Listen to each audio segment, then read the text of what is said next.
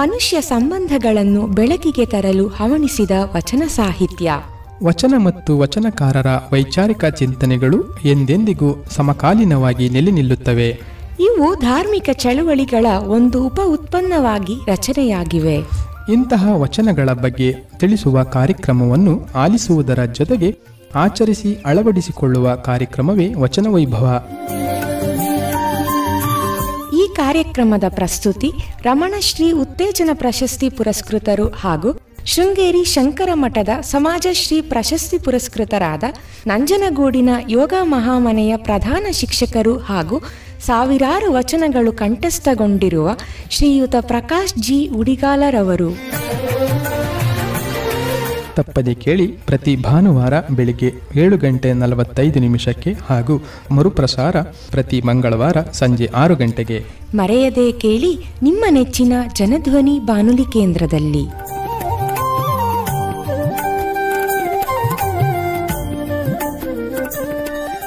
ಓಂ ಶ್ರೀ ಗುರುಬಸವಲಿಂಗಾಯ ನಮಃ.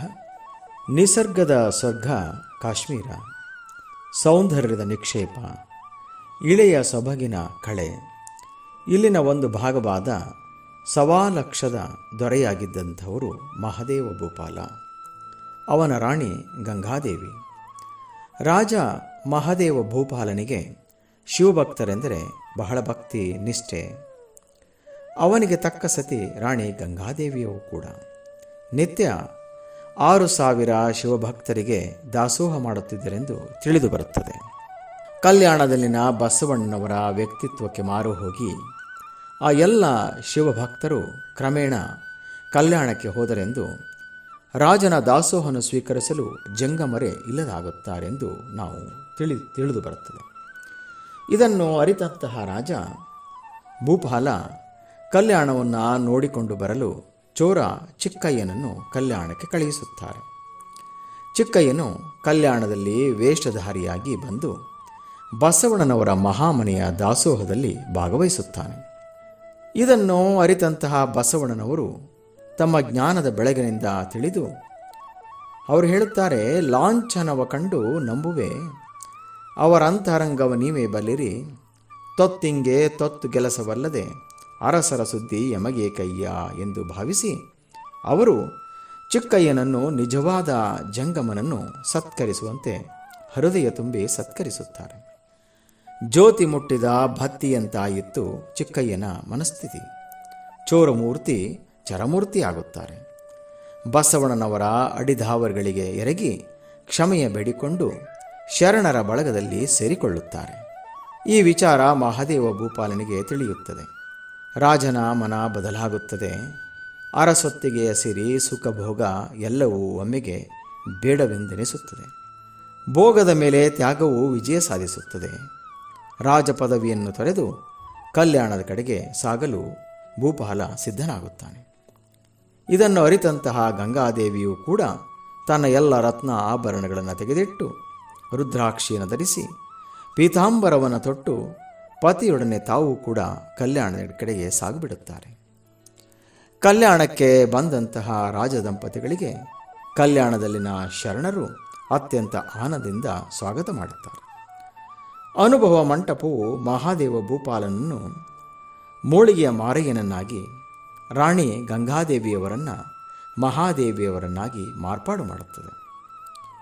ಕಟ್ಟಿಗೆಯನ್ನು ತಂದು ಮಾರುವಂತಹ ಕಾಯಕ ಮಾರಯ್ಯನವರದಾಗುತ್ತದೆ. ಕಾಶ್ಮೀರದ ರಾಜ ಕಲ್ಯಾಣದಲ್ಲಿ ಬಂದು ಕಟ್ಟಿಗೆ ಮಾರುವ ಕಾಯಕ ಮಾಡಿದ್ದು ಅದೊಂದು ಮಹಾಕ್ರಾಂತಿಯೇ ಎನ್ನಬಹುದು.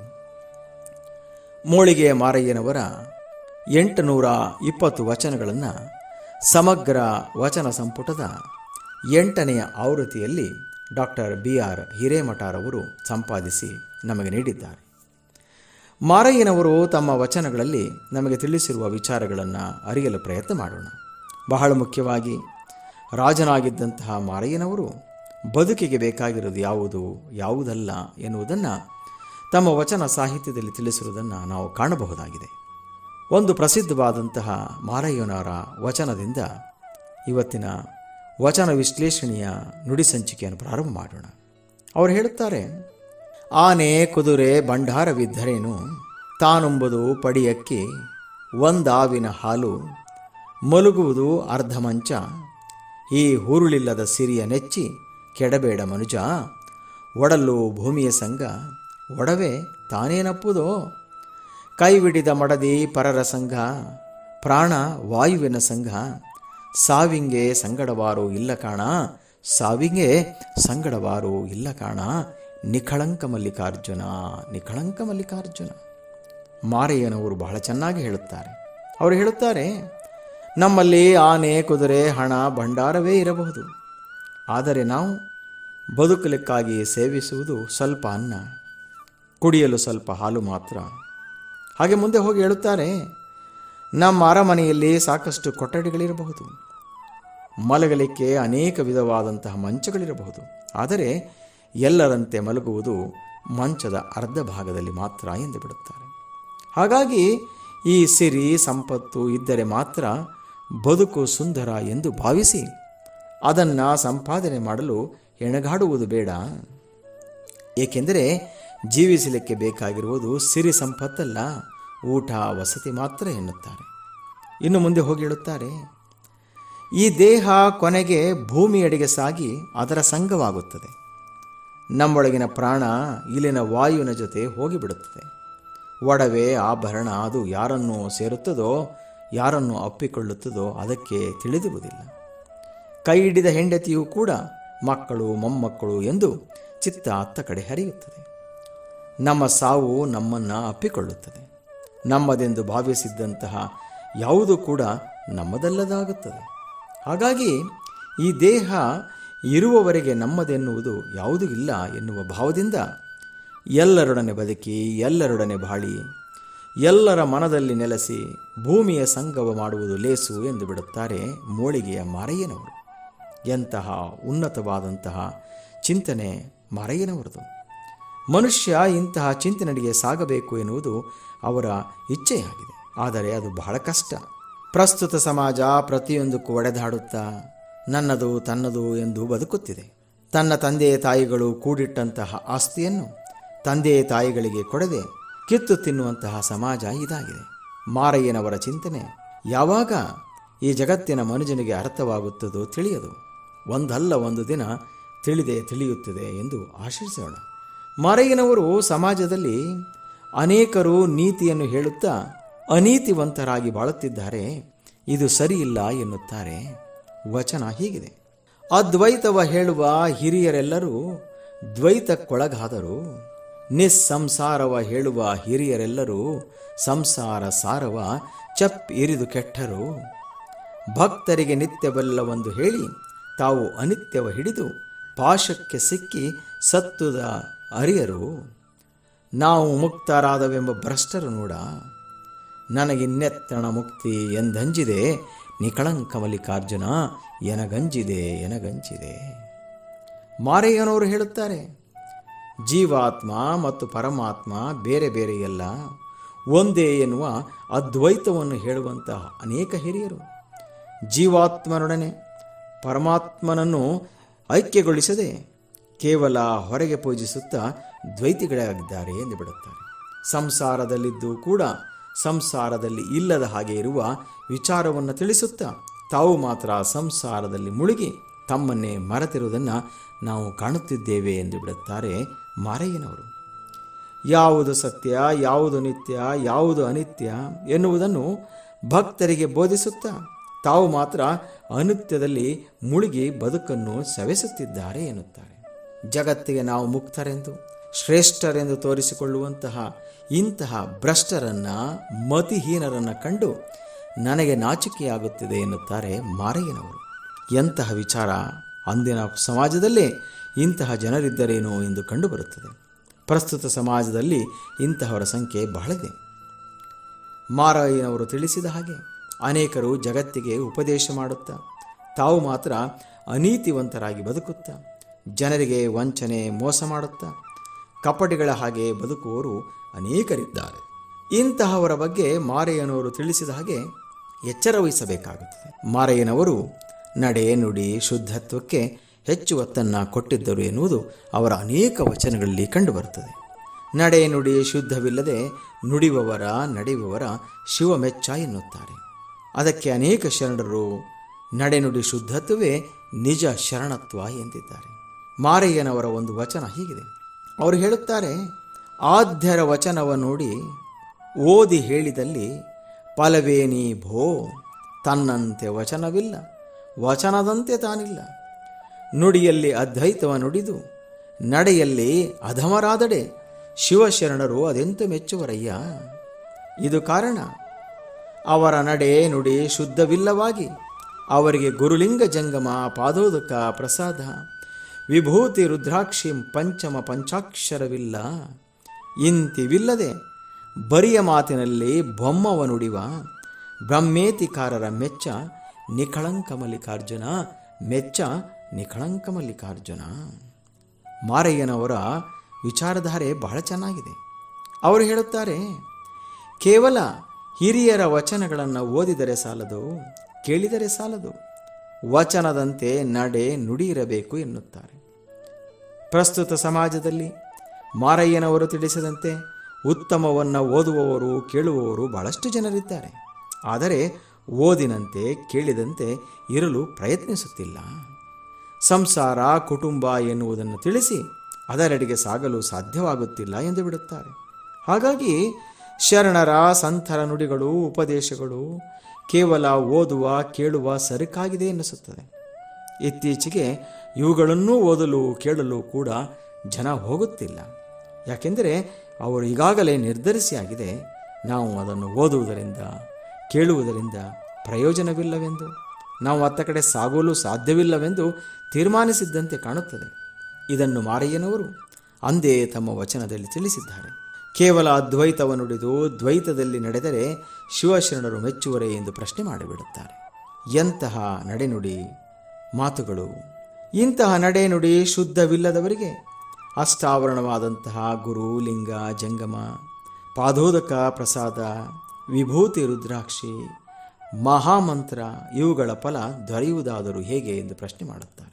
ಹೀಗೆ ಬರೀ ಒಣಮಾತಿನಲ್ಲಿ ಬ್ರಹ್ಮತ್ವವನ್ನು ನುಡಿಯುವವರಿಗೆ ಬ್ರಹ್ಮ ಸಾಕ್ಷಾತ್ಕಾರ ಲಭಿಸದು ಎಂದು ಅವರು ಹೇಳುವಂತಹ ಮಾತುಗಳು ಬಹಳ ಚೆನ್ನಾಗಿದೆ. ಲಭಿಸದು, ಬ್ರಹ್ಮ ಸಾಕ್ಷಾತ್ಕಾರ ಲಭಿಸದು. ಮಾತಿನಲ್ಲಿ ಬಣವೆಯ ಕಟ್ಟುವವರನ್ನು ಮಾರಯ್ಯನವರು ನೇರವಾಗಿ ತಿರಸ್ಕರಿಸಿಬಿಟ್ಟಿದ್ದಾರೆ. ತಮ್ಮ ಒಂದು ವಚನದಲ್ಲಿ ಅವರು ಜಂಗಮ ಹೇಗಿರಬೇಕು ಎನ್ನುವುದನ್ನು ತಿಳಿಸಿರುವುದನ್ನು ನಾವು ಕಾಣುತ್ತೇವೆ. ವಚನ ಹೀಗಿದೆ: ಅಪರವನ್ನರಿದುದೇ ಕರ್ಪರ, ತ್ರಿವಿಧವ ಮುರಿದುದೇ ಕಟ್ಟಿಗೆ, ಸರ್ವವ ಕೇಳಿ ಕೇಳದಂತಿಪ್ಪುದೇ ಕುಂಡಲ, ರುದ್ರ ಪಾಶವ ಕಿತ್ತು ಗಟ್ಟಿಗೊಂಬುದೇ ಜಡೆ, ಜ್ಞಾನ ವಿಜ್ಞಾನ ಸುಜ್ಞಾನ ಮಹಾಜ್ಞಾನ ಅಪರಜ್ಞಾನ ಇಂತಿ ಪಂಚಜ್ಞಾನ ದಹ್ಯಮಂ ಮಾಡಿ ಬ್ರಹ್ಮ ಲಿಖಿತವ ತೊಡೆವಂತೆ ಧರಿಸುವುದು ತ್ರಿಪುಂಡ್ರವ, ಇಂತಿ ವೇಷವ ಧರಿಸಿ ಭಕ್ತನೆಂಬ ಭೂಮಿಯಲ್ಲಿ ಸಕಲ ಕರಣಗಳ ತೀರ್ಥಯಾತ್ರೆಯ ಮಾಡುತ್ತಾ ಕಳೆದು ಉಳಿಯಬಲ್ಲಡೆ ಆತನೇ ಲಿಂಗ ಜಂಗಮ ನಿಕಳಂಕ ಮಲ್ಲಿಕಾರ್ಜುನ, ನಿಕಳಂಕ ಮಲ್ಲಿಕಾರ್ಜುನ. ಮಾರಯ್ಯನವರು ಜಂಗಮ ಹೇಗಿರಬೇಕು ಈ ಭೂಮಿಯಲ್ಲಿ ಎನ್ನುವುದನ್ನು ಬಹಳ ಸುಂದರವಾಗಿ ತಮ್ಮ ವಚನ ಸಾಹಿತ್ಯದಲ್ಲಿ ಹೇಳಿದ್ದಾರೆ. ಅವರು ಹೇಳುತ್ತಾರೆ, ಅಪರವನ್ ಅರಿದುದೇ ಅಂದರೆ ಸೃಷ್ಟಿಯ ಬಗ್ಗೆ ತಿಳಿದುದೇ, ಕರ್ಪರ ಅಂದರೆ ಭಿಕ್ಷಾಪಾತ್ರೆ, ತ್ರಿವಿಧವ ಮರಿದುದೇ ಅಂದರೆ ಈ ದೇಹದಲ್ಲಿ ಕಾಯವಿಕಾರ ಕರಣವಿಕಾರ ಭಾವವಿಕಾರ ಎನ್ನುವ 3 ವಿಕಾರಗಳಿವೆ. ಇದನ್ನು ಮುರಿದುದೇ ಕಟ್ಟಿಗೆ ಎಂದರೆ ನಿಜ ಶರೀರ ಎನ್ನುತ್ತಾರೆ. ಎಲ್ಲವನ್ನು ಕೇಳಿ ಕೇಳದಂತಿಪ್ಪುದೇ ಕಿವಿಗೆ ಧರಿಸುವ ನಿಜರತ್ನ ಎನ್ನುತ್ತಾರೆ. ಎಂತಹ ಮಾತು! ರುದ್ರ ಪಾಶವ ಕಿತ್ತು ಎಂದರೆ ಜನ್ಮ ಜನ್ಮಾಂತರದಲ್ಲಿ ಒಳಿತನ್ನೇ ಮಾಡುತ್ತಾ ಶಿವನ ಕರ್ಮ ಪಾಶಕ್ಕೆ ಒಳಗಾಗದೇ ಇರುವುದೇ ನಿಜವಾದ ಮುಡಿ ಎನ್ನುತ್ತಾರೆ. ಪಂಚಜ್ಞಾನಗಳಾದಂತಹ ಜ್ಞಾನ ವಿಜ್ಞಾನ ಸುಜ್ಞಾನ ಮಹಾಜ್ಞಾನ ಅಪರಜ್ಞಾನ ಇಂತಹ ಮೇರುಜ್ಞಾನವನ್ನು ಮೀರಿ ಬ್ರಹ್ಮಜ್ಞಾನಿಯಾಗಬೇಕು ಎಂದು ಬಿಡುತ್ತಾರೆ. ಬರೀ ಜ್ಞಾನವಿದ್ದರೆ ಸಾಲದು, ಬ್ರಹ್ಮಜ್ಞಾನವಿರಬೇಕು ಎನ್ನುವುದು ಮಾರಯ್ಯನವರ ಅಭಿಪ್ರಾಯವಾಗಿದೆ. ಬ್ರಹ್ಮ ಲಿಖಿತವ ಅಳಿಸುವಂತೆ ಭಸ್ಮವ ಧರಿಸಬೇಕು, ಅದು ಶುದ್ಧತ್ವ ಎಂದು ಬಿಡುತ್ತಾರೆ. ಹೀಗೆ ಯಾರು ಈ ಜಗದೊಳಗೆ ಇರುತ್ತಾರೋ ತಮ್ಮ ಎಲ್ಲ ದೇಹದ ಕರಣಗಳನ್ನು ಉತ್ತಮಾತ್ಮದಲ್ಲಿ ಮೀಯಿಸುತ್ತ ತೀರ್ಥಯಾತ್ರೆಯ ಮಾಡಿಸುತ್ತ ಸರ್ವ ಕರಣಗಳನ್ನು ಭಗವಂತನಿಗೆ ಅರ್ಪಿಸಿ ಪರಮಾತ್ಮನ ಗುಣಗಳನ್ನು ಅವುಗಳಲ್ಲಿ ಕಾಣುತ್ತಾ ಇರುವವನೇ ನಿಜ ಜಂಗಮ ಎನ್ನುತ್ತಾರೆ ಮಾರಯ್ಯನವರು. ಎಂತಹ ಗುಣಗಳಿದೆ ಜಂಗಮರಿಗೆ. ಮತ್ತೊಂದು ವಚನದಲ್ಲಿ ಜಂಗಮ ಯಾವ ಕೆಲಸಗಳನ್ನು ಮಾಡಬಾರದು ಎನ್ನುವುದನ್ನು ಕೂಡ ತಿಳಿಸಿದ್ದಾರೆ. ವಚನ ಹೀಗಿದೆ: ಮಸಿ, ಕೃಷಿ, ವಾಣಿಜ್ಯ, ಗೋಪಾಲ, ಯಾಚನ, ಷಟ್ ಕೃಷಿ ವ್ಯಾಪಾರವ ಮಾಡುವಾತ ಜಂಗಮವಲ್ಲ. ಆ ಜಂಗಮದ ಪಾದೋದಕ ಪ್ರಸಾದವ ಕೊಂಬ ಪಂಚಮಹಾಪಾತಕರ ಅಂಗಳವ ಮೆಟ್ಟಿದಡೆ ಸಂಘದಲ್ಲಿ ನುಡಿದಂತೆ ಕೊಂಬಿನಿ ಪಾತಕ ಅವರನ್ನು ಹಿಂಗದಿದ್ದಡೆ ಲಿಂಗವಿಲ್ಲ, ಜಂಗಮವಿಲ್ಲ, ಪಂಚಾಚಾರಕ್ಕೆ ಅವ ಹೊರಗು. ಮಾಟ ಕೂಟದವರೆಲ್ಲ ಜಗದಾಟದ ಡೊಂಬರೆಂಬೆ. ಈಶನಾಣೆ ತಪ್ಪದು ನಿಕಳಂಕ ಮಲ್ಲಿಕಾರ್ಜುನ, ನಿಕಳಂಕ ಮಲ್ಲಿಕಾರ್ಜುನ. ಮಾರಯ್ಯನವರು ಹೇಳುತ್ತಾರೆ, ಮಸಿ ಅಂದರೆ ವ್ಯಾವಹಾರಿಕ ಬರೆಯುವ ಕೆಲಸ, ವ್ಯವಸಾಯ, ವ್ಯಾಪಾರ, ಗೋವುಗಳನ್ನು ಸಾಕುವುದು, ಇನ್ನೊಬ್ಬರಲ್ಲಿ ದಾನ ಧರ್ಮಗಳನ್ನು ಯಾಚಿಸುವುದು. ಹೀಗೆ ಯಾರು ಇಂತಹ ಕೆಲಸಗಳನ್ನು ಮಾಡುತ್ತಾರೋ ಅಂತಹವರು ಜಂಗಮರಾಗಲು ಸಾಧ್ಯವಿಲ್ಲ ಎಂದು ಬಿಡುತ್ತಾರೆ. ಇಂತಹ ಜಂಗಮರು ನೀಡುವಂತಹ ಪಾದೋದಕ, ಪ್ರಸಾದ, ವಿಭೂತಿ, ರುದ್ರಾಕ್ಷಿ ಇವುಗಳ್ಯಾವುದನ್ನು ಕೊಳ್ಳಲು ಸಾಧ್ಯವಿಲ್ಲ. ಕೊಳ್ಳುವುದಾದರೆ ಅವರು ಪಂಚ ಮಹಾಪಾತಕರು ಎಂದು ಬಿಡುತ್ತಾರೆ. ಅಂತಹವರೊಡನೆ ಸಂಗವ ಮಾಡಿದರೆ ಅವರಿಗೆ ಲಿಂಗವಿಲ್ಲ, ಜಂಗಮವಿಲ್ಲ ಎಂದು ಬಿಡುತ್ತಾರೆ. ಪಂಚ ಆಚಾರಗಳಾದಂತಹ ಸದಾಚಾರ, ಶಿವಾಚಾರ, ಲಿಂಗಾಚಾರ, ಗಣಾಚಾರ, ಭೃತ್ಯಾಚಾರಗಳು ಅವರಿಗೆ ಅಳವಡದು ಎಂದು ಹೇಳಿಬಿಡುತ್ತಾರೆ. ಹೀಗೆ ಹೇಳುವ ಮೂಲಕ ಜಂಗಮತ್ವವನ್ನು ಅರಿಯದವನೊಡನೆ ಸಂಘವನ್ನು ಮಾಡಬಾರದು ಎನ್ನುತ್ತಾರೆ ಮಾರಯ್ಯನವರು. ಹಾಗಾಗಿ ಜಂಗಮತ್ವವನ್ನು ಅರಿಯಬೇಕು. ಜಂಗಮ ಯಾವ ಕೆಲಸಗಳನ್ನು ಮಾಡಬೇಕು ಎನ್ನುವುದನ್ನು ಮಾರಯ್ಯನವರು ಬಹಳ ಚೆನ್ನಾಗಿ ಅಂದೇ 12ನೇ ಶತಮಾನದಲ್ಲೇ ತಮ್ಮ ಬಿರು ನುಡಿಗಳ ಮೂಲಕ ತಿಳಿಸಿರುವುದನ್ನು ಕಾಣುತ್ತೇವೆ. ಇದು ನಿಜವಾಗಲೂ ಆಶ್ಚರ್ಯದ ವಿಚಾರವಾಗಿದೆ. ಪ್ರಸ್ತುತ ಸಮಾಜವನ್ನು ಗಮನಿಸಿದರೆ ಸಮಾಜಕ್ಕಾಗಿ ಜಂಗಮತ್ವವನ್ನು ಸ್ವೀಕರಿಸಿ ಸಮಾಜಕ್ಕಾಗಿ ಅನೇಕ ಒಳಿತಿನ ವ್ಯವಹಾರಗಳನ್ನು ಮಾಡುತ್ತಿರುವುದನ್ನು ನಾವು ಕಾಣಬಹುದು. ಆದರೆ ಮಾರಯ್ಯನವರ ದೃಷ್ಟಿಯಲ್ಲಿ ಅದು ಸರಿಯಿಲ್ಲ ಎನ್ನಬಹುದೇನೋ. ಮಾರಯ್ಯನವರು ಮನುಷ್ಯ ಹೇಗಿರಬೇಕು ಎನ್ನುವುದನ್ನು ತಮ್ಮ ವಚನ ಸಾಹಿತ್ಯದಲ್ಲಿ ತಿಳಿಸುತ್ತಾರೆ. ಅಲ್ಲಿಗೆ ಮರ್ಕಟನಂತಾಗದೆ, ಇಲ್ಲಿಗೆ ವಿಹಂಗನಂತಾಗದೆ, ಈಚೆಯಲ್ಲಿಗೆ ಪಿಪೀಲಕನಂತಾಗದೆ, ರಾಜಸ ತಾಮಸ ಸಾತ್ವಿಕದಲ್ಲಿ ಸಾಯದೆ, ಭಾಗೀರಥಿಯಂತೆ ಹೆಚ್ಚು ಕುಂದಿಲ್ಲದೆ, ಮಾಸದ ಚಂದ್ರನಂತೆ, ಕಲೆಯಿಲ್ಲದ ಮೌಕ್ತಿಕದಂತೆ, ರಜವಿಲ್ಲದ ರತ್ನದಂತೆ, ತಲೆದೋರದ ಅಂಬುದಿಯಂತೆ, ಒಡಲಳಿದವಂಗೆ ನೆರೆ ಅರಿದವಂಗೆ, ಕುರು ಎಂಬುದು ಆತ್ಮನಲ್ಲಿ ಘಟಿಸದಂಗೆ, ಬೇರೊಂದೆಡೆ ಇಲ್ಲ, ಬೇರೊಂದೆಡೆ ಇಲ್ಲ. ಆ ಗುಣ ಒಡಗಿದಲ್ಲಿ ಪ್ರಾಣಲಿಂಗ ಸಂಬಂಧ, ಆ ಸಂಬಂಧ ಸಮಯ ಸ್ವಸ್ಥವಾದಲ್ಲಿ ಐಕ್ಯಾನುಭವ. ನಿಕಳಂಕ ಮಲ್ಲಿಕಾರ್ಜುನ, ನಿಕಳಂಕ ಮಲ್ಲಿಕಾರ್ಜುನ. ಮಾರಯ್ಯನವರು ತಮ್ಮ ವಚನ ಸಾಹಿತ್ಯದಲ್ಲಿ ಮನುಷ್ಯ ಹೇಗಿರಬೇಕು ಎನ್ನುವುದನ್ನು ಬಹಳ ಚೆನ್ನಾಗಿ ಬರೆದಿದ್ದಾರೆ. ಅವರು ಹೇಳುತ್ತಾರೆ, ಅಲ್ಲಿಗೆ ಅಂದರೆ ಲೌಕಿಕದೊಳಗೆ ಕೋತಿಯಂತೆ ವರ್ತಿಸದೆ, ಇಲ್ಲಿಗೆ ಪಾರಮಾರ್ಥದೊಳಗೆ ಪಕ್ಷಿಯಂತೆ ವಿಹರಿಸಿದೆ, ಈಚೆಯಲ್ಲಿಗೆ ಅಂದರೆ ಎರಡರಲ್ಲೂ ಇರುವಿಯಂತೆ ಮುತ್ತಿಕೊಳ್ಳದೆ, ಎಲ್ಲದರೊಳಗಿದ್ದು ಎಲ್ಲಿಯೂ ಇಲ್ಲದ ಹಾಗೆ ಇರಬೇಕು ಎನ್ನುತ್ತಾರೆ ಮಾರಯ್ಯನವರು. ಅದನ್ನೇ ಇಲ್ಲಿ ಅಲ್ಲಿಗೆ ಮರ್ಕಟ, ಇಲ್ಲಿಗೆ ವಿಹಂಗ, ಈಚೆಯಲ್ಲಿಗೆ ಪಿಪೀಲಿಕ ಎನ್ನುತ್ತಾರೆ. ಇದನ್ನೇ ಬಸವಣ್ಣನವರು ಮಾಡುವ ಮಾಟದೊಳು ತಾನಿಲ್ಲದಿರಬೇಕು, ಕೂಡಲ ಸಂಗಮ ದೇವನ ನೆನೆಯುತ್ತ ನೆನೆಯುತ್ತ ನೆನೆಯದಿಂತಿರಬೇಕು ಎಂದಿದ್ದಾರೆ. ಹಾಗೆ ಮಾರಯ್ಯನವರು ಮುಂದೆ ಹೇಳುತ್ತಾರೆ, ತ್ರಿಗುಣಗಳಾದಂತಹ ರಾಜಸ ತಾಮಸ ಸಾತ್ವಿಕ ಇದಾವುದರಲ್ಲೂ ನಿಲ್ಲದೆ, ನದಿಯಂತೆ ಶುಭ್ರವಾಗಿ, ಚಂದ್ರನಂತೆ ಬೆಳಕಾಗಿ, ಒಳೆಯುವ ಮುತ್ತಿನಂತೆ, ಬೆಳಗುವ ರತ್ನದಂತೆ, ಶಾಂತ ಸಾಗರದಂತೆ, ಆಸೆ ಬಯಕೆ ಹಸಿವೆ ಇಲ್ಲದವನಂತೆ, ಪ್ರಕೃತಿಯ ತತ್ವವನ್ನು ಅರಿತವನಂತೆ ಹೀಗೆ ಇರಬೇಕು ಎನ್ನುತ್ತಾರೆ. ಹೀಗೆ ಯಾರು ಗುಣಗಳನ್ನು ಹೊಂದಿರುತ್ತಾರೋ ಅವನಲ್ಲಿ ನಿಜಲಿಂಗದ ಪ್ರತಿಷ್ಠಾಪನೆಯಾಗುತ್ತದೆ, ಅವನ ಪ್ರಾಣದಲ್ಲಿ ಪ್ರಾಣಲಿಂಗ ಪ್ರತಿಷ್ಠಾಪನೆಯಾಗುತ್ತದೆ. ಸರ್ವಾಂಗಗಳಲ್ಲಿ ಲಿಂಗದ ಕುರುಹಿರುತ್ತದೆ ಎಂದು ಬಿಡುತ್ತಾರೆ. ಅಂಥವನೇ ನಿಜೈಕ್ಯ ಎನ್ನುತ್ತಾರೆ ಮಾರಯ್ಯನವರು. ಮಾರಯ್ಯನವರ ಐಕ್ಯನ ಸ್ಥಿತಿಯನ್ನು ಬಹಳ ಚೆನ್ನಾಗಿ ತಿಳಿಸಿದ್ದಾರೆ. ಇದು ಅವರಲ್ಲಿನ ಅನುಭವವನ್ನು ನಮಗೆ ತಿಳಿಸುತ್ತದೆ. ಇಂತಹ ಐಕ್ಯ ಸ್ಥಿತಿ ನಮ್ಮದಾಗದಿದ್ದರೂ ಮಾರಯ್ಯನವರ ಚಿಂತನೆಯನ್ನು ಅರ್ಥ ಮಾಡಿಕೊಂಡು ಕನಿಷ್ಠವನ್ನಾದರೂ ಸಾಧಿಸುವುದೆಡೆಗೆ ನಾವು ಸಾಗಬೇಕಾಗುತ್ತದೆ. ಆಗ ಮಾತ್ರ ಮಾರಯ್ಯನಂತಹ ಶರಣರಿಗೆ ನಾವು ನೀಡುವಂತಹ ಅತ್ಯಂತ ದೈನ್ಯತೆಯ ಕೃತಜ್ಞತೆಯ ಭಾವ ಆಗುತ್ತದೆ. ಐಕ್ಯನ ಮಾನಸಿಕ ಸ್ಥಿತಿ ಹೇಗಿರುತ್ತದೆ ಎನ್ನುವುದನ್ನು ಕೆಲವು ಶಬ್ದಗಳಲ್ಲಿ ಮತ್ತೊಂದು ವಚನದಲ್ಲಿ ಹಿಡಿದಿಟ್ಟಿರುವುದನ್ನು ನಾವು ಕಾಣಬಹುದಾಗಿದೆ. ವಚನ ಹೀಗಿದೆ: ಅಳಿವರೆಗೆ ಉಳಿವು ಎಲ್ಲಿಯೂ ಇಲ್ಲವೆಂಬುದ ತಿಳಿ. ಮತ್ತೊಮ್ಮೆ, ಅಳಿವರಿಗೆ ಉಳಿವು ಎಲ್ಲಿಯೂ ಇಲ್ಲವೆಂಬುದ ತಿಳಿ. ಉಳಿವರಿಗೆ ಅಳಿವು ಎಲ್ಲಿಯೂ ಇಲ್ಲವೆಂಬುದ ತಿಳಿ. ಈ ಅಳಿವು ಉಳಿವು ಉಭಯವನೇನೆಂಬುದ ತಿಳಿ. ತಿಳಿದ ಮತ್ತೆ ನಿಕಳಂಕ ಮಲ್ಲಿಕಾರ್ಜುನ ಏನೂ ಇಲ್ಲವೆಂಬುದ ತಿಳಿ. ಬಹಳ ಸುಂದರವಾದ ವಚನ. ಮತ್ತೊಮ್ಮೆ ಹೇಳುತ್ತಿದ್ದೇನೆ: ಅಳಿವರಿಗೆ ಉಳಿವು ಎಲ್ಲಿಯೂ ಇಲ್ಲವೆಂಬುದ ತಿಳಿ. ಉಳಿವರಿಗೆ ಅಳಿವು ಎಲ್ಲಿಯೂ ಇಲ್ಲವೆಂಬುದ ತಿಳಿ. ಈ ಅಳಿವು ಉಳಿವು ಉಭಯವನ ಏನೆಂಬುದ ತಿಳಿ. ತಿಳಿದ ಮತ್ತೆ ನಿಕಳಂಕ ಮಲ್ಲಿಕಾರ್ಜುನ ಏನೂ ಇಲ್ಲವೆಂಬುದ ತಿಳಿ. ಏನೂ ಇಲ್ಲವೆಂಬುದ ತಿಳಿ. ಎಂತಹ ವಚನ! ಮಾರಯ್ಯನವರು ಹೇಳುತ್ತಾರೆ, ಈ ಜಗತ್ತಿನಲ್ಲಿ ಹುಟ್ಟಿ ಈ ಜಗತ್ತಿಗೆ ಏನನ್ನೂ ನೀಡದೆ ಕೇವಲ ಪ್ರಾಣಿಗಳಂತೆ ಹುಟ್ಟಿ ಪ್ರಾಣಿಗಳಂತೆ ಹೋದರೆ ಅದು ಜೀವದ ಅಳಿವು ಎನ್ನುತ್ತಾರೆ. ಅಲ್ಲಿ ಉಳಿಯುವುದು ಏನೂ ಇಲ್ಲ ಎಂದು ಬಿಡುತ್ತಾರೆ. ಹೌದಲ್ಲವೇ? ಆದರೆ ಯಾರು ಈ ಜಗತ್ತಿಗಾಗಿ ಬಂದು ಜಗತ್ತಿಗಾಗಿ ತನ್ನನ್ನು ತಾನು ಸವೆಸಿ ಜಗತ್ತಿಗಾಗಿ ಏನನ್ನಾದರೂ ಬಿಟ್ಟು ಹೋದರೆ ಅವರು ಜಗದ ಮನದಲ್ಲಿ ಉಳಿದು ಅವರಿಗೆ ಅಳಿವಿಲ್ಲ ಎನ್ನುತ್ತಾರೆ. ಎಂತಹ ನಿಜವಾದ ಮಾತುಗಳು!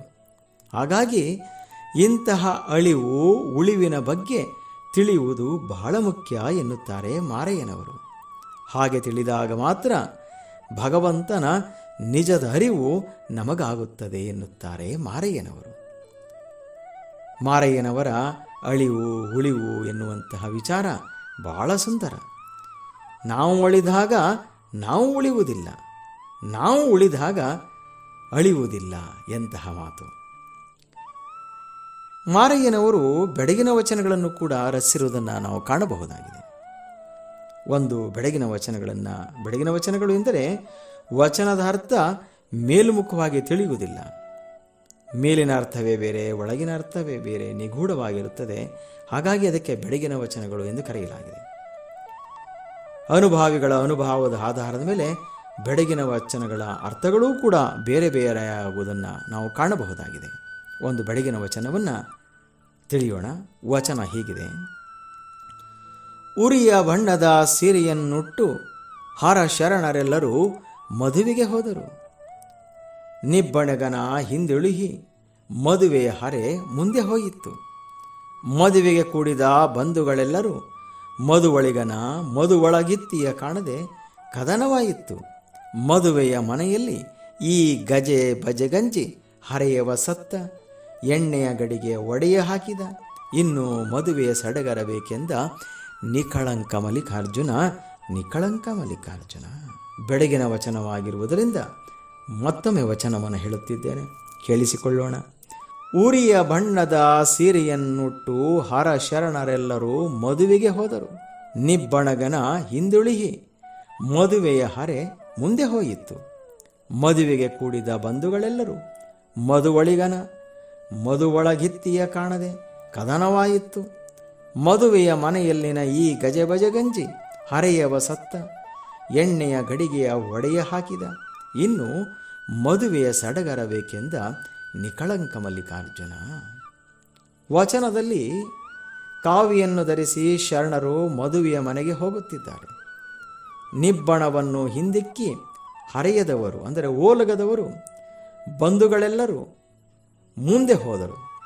ಮದುವೆಯ ಮನೆಯಲ್ಲಿ ವಧು ವರರನ್ನು ಕಾಣದೆ ಜಗಳವಾಯಿತು. ಈ ಜಗಳವ ಕಂಡು ಹರೆಯದವರು ಅಂದರೆ ಓಲಗದವರು ಹೆದರಿ ಸಾಯುತ್ತಾರೆ. ಜ್ಯೋತಿಯನ್ನು ಹೊತ್ತಿಸಲು ತಂದಂತಹ ಎಣ್ಣೆಯ ಗಡಿಗೆಯನ್ನು ಒಡೆದು ಹಾಕುತ್ತಾರೆ. ಮದುವೆಯ ಸಡಗರ ಹಾಳಾಗುತ್ತದೆ. ಇದು ವಚನದ ಮೇಲ್ಮುಖವಾದಂತಹ ಅರ್ಥ. ಇದರನ್ನು ಬೆಡಗನ್ನು ಹೀಗೆ ಬಿಡಿಸಲಾಗಿದೆ. ಹಿರಿಯರು ಅನುಭಾವಿಗಳು ಹೀಗೆ ಹೇಳುತ್ತಾರೆ. ಇಲ್ಲಿ ಉರಿಯ ಬಣ್ಣ ಎಂದರೆ ತ್ಯಾಗದ, ಶೌರ್ಯದ, ವಿಜಯದ ಸಂಕೇತವಾದಂತಹ ಕೇಸರಿಯ ಕಾವಿಯ ಉಡುಗೆ. ಆ ಉಡುಗೆಯನ್ನು ತೊಟ್ಟಂತಹ ಶರಣರು ಮದುವೆಯ ಮನೆಗೆ ಹೋಗುತ್ತಿದ್ದಾರೆ. ಅಂದರೆ ಈ ಲೌಕಿಕದ ಸಾಂಸಾರಿಕ ಜಂಜಡಗಳಿಗೆ ಸಿಕ್ಕಿ ಬದುಕುತ್ತಿರುವಂತಹ ಜಗತ್ತಿನಿಂದ ಹೊರಗೆ ತರಲು ಈ ಜಗತ್ತಿನೊಳಗೆ ಬದುಕುವವರ ಕಡೆಗೆ ಶರಣರು ಹೋಗುತ್ತಿದ್ದಾರೆ. ಅಲ್ಲಿ ಮದುವಳಿಗ ಮದುವಣಗೆತ್ತಿ ಅಂದರೆ ಶಾಂತಿ ಮತ್ತು ಪ್ರೀತಿ ಎನ್ನುವಂತಹ ವಧುವರರು ಇದ್ದಾರೆ, ಜಗತ್ತಿನಲ್ಲಿ ಇದ್ದಾರೆ. ಹಾಗೆಯೇ ದ್ವೇಷ, ಅಸೂಯೆ, ಕೋಪ, ಅಹಂಕಾರ ಎನ್ನುವ ಓಲಗದವರು, ಭರಿಸುವವರು ಕೂಡ ಇದ್ದಾರೆ. ಈ ಓಲಗದವರು ಶಾಂತಿ ಪ್ರೀತಿಯನ್ನು ಬಿಟ್ಟು ಮುಂದೆ ಮುಂದೆ ಹೋಗಿಬಿಡುತ್ತಾರೆ. ಅಂದರೆ ದ್ವೇಷ, ಅಸೂಯೆ, ಕೋಪ, ಅಹಂಕಾರ ಯಾವಾಗ ನಮ್ಮಲ್ಲಿ ಮೂಡಿಬರುತ್ತದೋ ಆಗ ನಮ್ಮಲ್ಲಿ ಶಾಂತಿ ಪ್ರೀತಿ ಇಲ್ಲದಾಗುತ್ತದೆ. ದ್ವೇಷ, ಅಸೂಯೆ ಮುಂದೆ ಮುಂದೆ ಸಾಗಿಬಿಡುತ್ತದೆ. ಹಾಗಾಗಿ ಈ ಸಾಂಸಾರಿಕ ಜಗತ್ತಿನಲ್ಲಿ ಅಶಾಂತಿಯನ್ನು ಮೂಡಿ ಸಂಸಾರ ಕಷ್ಟಕ್ಕೊಳಗಾಗುತ್ತಿದೆ. ಇದನ್ನೇ ಇಲ್ಲಿ ಕದನವಾಯಿತು ಎಂದು ಬರೆಯಲಾಗಿದೆ. ಇಂತಹ ಜಂಜಡಗಳ ನಡುವೆ ಶರಣರು ಬಂದು ನಮ್ಮೊಳಗಿನ ಅಹಂಕಾರವನ್ನು, ದುರ್ನಡತೆಯನ್ನು, ಕೋಪವನ್ನು, ದ್ವೇಷ, ಅಸೂಯೆಗಳನ್ನು ಹೋಗಲಾಡಿಸಿ ದೂರ ಮಾಡಿ ಇದನ್ನೇ ಇಲ್ಲಿ ಹರೆಯದವರು ಸತ್ತರು ಎಂದು ಬರೆದಿದ್ದಾರೆ. ಅಂದರೆ ಓಲಗದವರು ಅಂದರೆ ಈ ದೇಹದಲ್ಲಿ ಬಡಬಡಿಸುವಂತಹವರು. ಮುಂದೆ ಹೋಗಿ ಹೇಳುತ್ತಾರೆ, ಎಣ್ಣೆಯ ಗಡಿಗೆಯನ್ನು ಹೊಡೆದು ಹಾಕಿ ಎಂದು ಬಿಡುತ್ತಾರೆ. ಇಲ್ಲಿ ಎಣ್ಣೆಯ ಗಡಿಗೆ ಎಂದರೆ ಮನಸ್ಸು. ಮನಸ್ಸಿನಲ್ಲಿ ಮೂಡಿರುವಂತಹ ದುರಾಚಾರಗಳನ್ನು ಹೋಗಲಾಡಿಸಿ ಸದಾಚಾರವನ್ನು ತುಂಬುತ್ತಾರೆ ಶರಣರು ಎನ್ನುವ ಅರ್ಥವಿದೆ. ಮುಂದೆ ಹೋಗಿ ಹೇಳುತ್ತಾರೆ, ಮದುವೆಯ ಸಡಗರ ಬೇಕೆಂದ ನಿಕಳಂಕ ಮಲ್ಲಿಕಾರ್ಜುನ.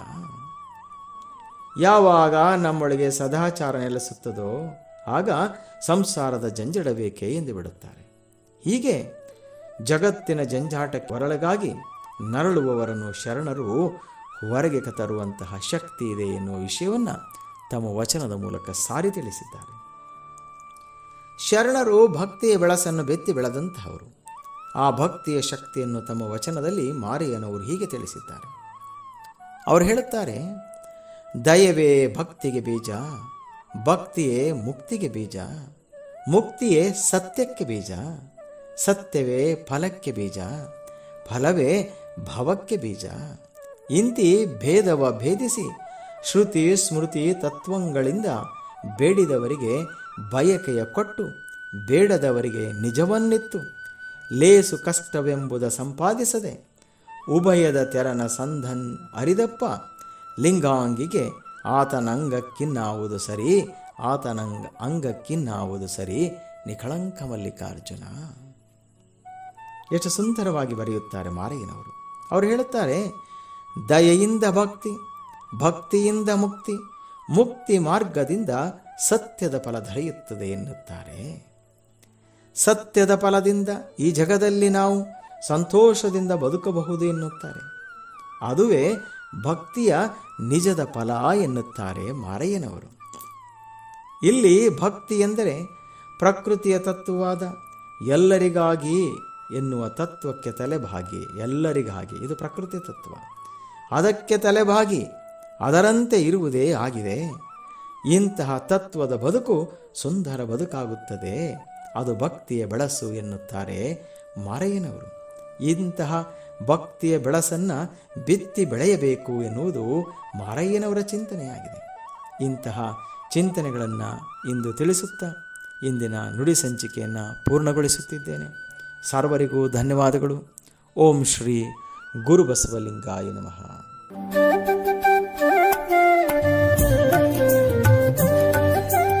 ಮನುಷ್ಯ ಸಂಬಂಧಗಳನ್ನು ಬೆಳಕಿಗೆ ತರಲು ಹವಣಿಸಿದ ವಚನ ಸಾಹಿತ್ಯ.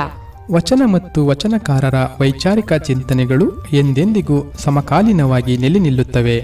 ಇವು ಧಾರ್ಮಿಕ ಚಳುವಳಿಗಳ ಒಂದು ಉಪ ಉತ್ಪನ್ನವಾಗಿ ರಚನೆಯಾಗಿವೆ. ಇಂತಹ ವಚನಗಳ ಬಗ್ಗೆ ತಿಳಿಸುವ ಕಾರ್ಯಕ್ರಮವನ್ನು ಆಲಿಸುವುದರ ಜೊತೆಗೆ ಆಚರಿಸಿ ಅಳವಡಿಸಿಕೊಳ್ಳುವ ಕಾರ್ಯಕ್ರಮವೇ ವಚನ ವೈಭವ. ಈ ಕಾರ್ಯಕ್ರಮದ ಪ್ರಸ್ತುತಿ ರಮಣಶ್ರೀ ಉತ್ತೇಜನ ಪ್ರಶಸ್ತಿ ಪುರಸ್ಕೃತರು ಹಾಗೂ ಶೃಂಗೇರಿ ಶಂಕರ ಮಠದ ಸಮಾಜಶ್ರೀ ಪ್ರಶಸ್ತಿ ಪುರಸ್ಕೃತರಾದ ನಂಜನಗೂಡಿನ ಯೋಗ ಮಹಾಮನೆಯ ಪ್ರಧಾನ ಶಿಕ್ಷಕರು ಹಾಗೂ ಸಾವಿರಾರು ವಚನಗಳು ಕಂಠಸ್ಥಗೊಂಡಿರುವ ಶ್ರೀಯುತ ಪ್ರಕಾಶ್ ಜಿ ಉಡಿಗಾಲರವರು. ತಪ್ಪದೆ ಕೇಳಿ, ಪ್ರತಿ ಭಾನುವಾರ ಬೆಳಿಗ್ಗೆ 7:45 ಹಾಗೂ ಮರುಪ್ರಸಾರ ಪ್ರತಿ ಮಂಗಳವಾರ ಸಂಜೆ 6 ಗಂಟೆಗೆ. ಮರೆಯದೆ ಕೇಳಿ ನಿಮ್ಮ ನೆಚ್ಚಿನ ಜನಧ್ವನಿ ಬಾನುಲಿ ಕೇಂದ್ರದಲ್ಲಿ.